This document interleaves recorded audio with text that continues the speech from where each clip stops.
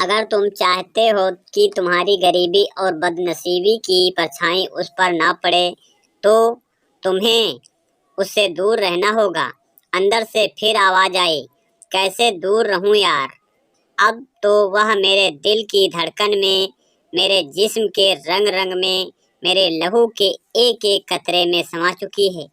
क्या दिल को धड़कन से दूर किया जा सकता है? क्या लहू को जिस्म से अलग किया जा सकता है? अब वह मेरी जिंदगी बन चुकी है। अब जीते जी तो मैं उसे नहीं भूल सकता। क्या पता वह भी तुमसे प्यार करती भी है या एक तरफा प्यार है। नहीं, मुझे पूरा यकीन है। आंखें कभी झूठ नहीं बोलती। मुझे तो आजकल की लड़कियों पर जरा भी यकीन नहीं है। दिल और दिमाग के बीच रात भर अंतर युद्ध चलता रहता है और सुबह होते होते दिल दिमाग पर हावी हो गया। मैंने तय कर लिया कि अब मुझे अपने प्यार का इजहार कर देना चाहिए। वह घर अथवा गांव से बाहर अकेली कभी निकलती ही नहीं थी, इसलिए प्रत्यक्ष मुलाकात की कोई संभावना ही नहीं था। जो वैसे भी अगर सौभाग्य से ऐसा सुखद संयोग मिल भी जाता तो मेरे अंदर उससे बात करने की हिम्मत ही नहीं थी।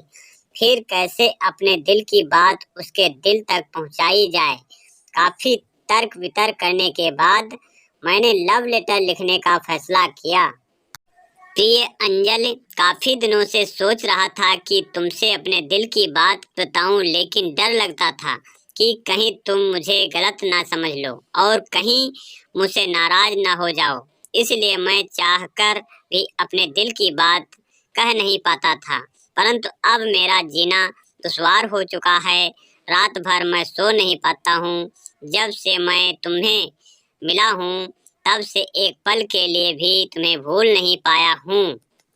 हर घड़ी हर पल बस तुम्हारा ही चेहरा मेरी आंखों के सामने घूमता रहता है। हर घड़ी हर पल बस तुम्हारा ही चेहरा मेरी आंखों के सामने घूमता रहता है। समझ ही नहीं आता कि क्या करूं, कैसे तुम्हें अपने दिल की बात बताऊं। लेकिन आज अपने दिल के हाथों मजबूर होकर तुम्हें अपना पहला प्रेम पत्र लिख रहा हूं। उम्मीद है तुम मेरे दिल के जज्बातों को जरूर समझोगी। अंजल, मैं तुमसे बहुत बहुत प्यार करता हूँ। मैं तुमसे इतना प्यार करता हूँ कि तो उसे शब्दों में बयान नहीं कर सकता। तुम्हारा खूबसूरत चेहरा मेरी आंखों में बस चुका है। जिस दिन मैं तुम्हें नहीं देखता हूँ उस दिन मैं बेचैन हो जाता हूँ। रात भर मुझे नींद नहीं आती, बस रात भर तुम्हारी याद में करवटें बदलता रहता हूँ।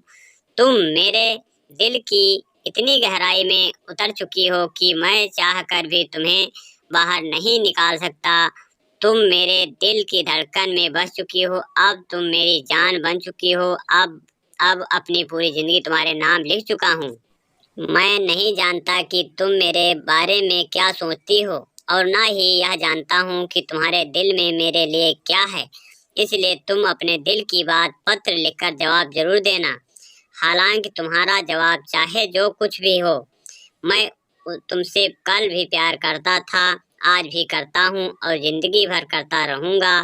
तुम्हारा दीवाना।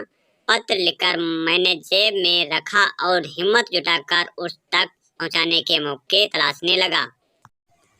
उस तक अपने प्रेम पत्र पहुँचाने के उद्देश्य से अगले 2-3 दिनों तक मैं उसकी निगरानी करता रहा, लेकिन मुझे असफलता ही हाथ लगी।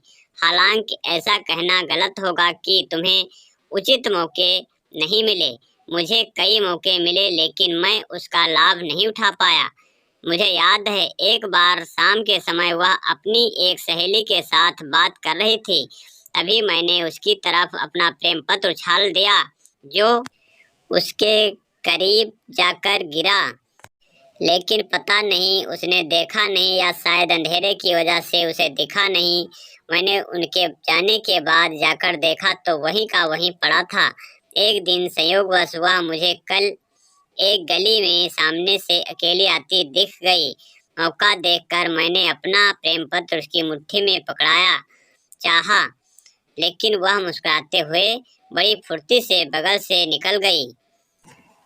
शायद वह समझी कि मैं उसकी कलाई पकड़ना चाहता हूँ। थोड़ी देर के बाद मैं उधर से वापस लौटा तो मुझे देखकर मुस्कुराने लगी।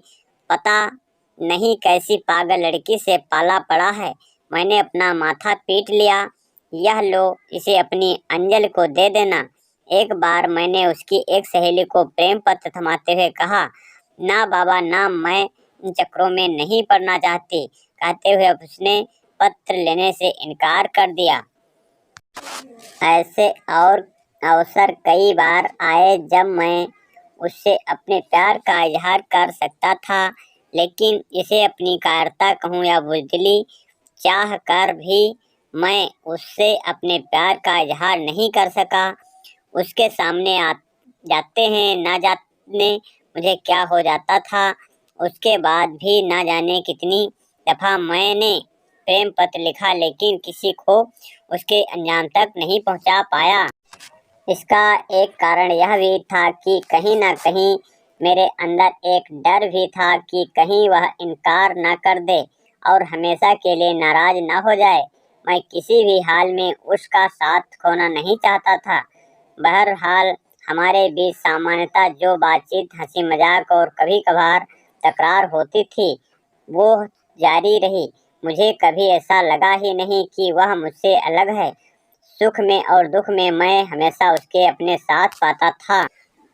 अगर दोस्तों हमारी यह कहानी आपको अच्छी लगी हो तो इस कहानी को लाइक करें, शेयर करें और चैनल को सब्सक्राइब करके नोटिफिकेशन बेल को ज़रूर दबाएं, जिससे हमारी हर कहानी आपको मिलती रहे। हम ऐसी कहानी लाने की कोशिश करता रहूँगा।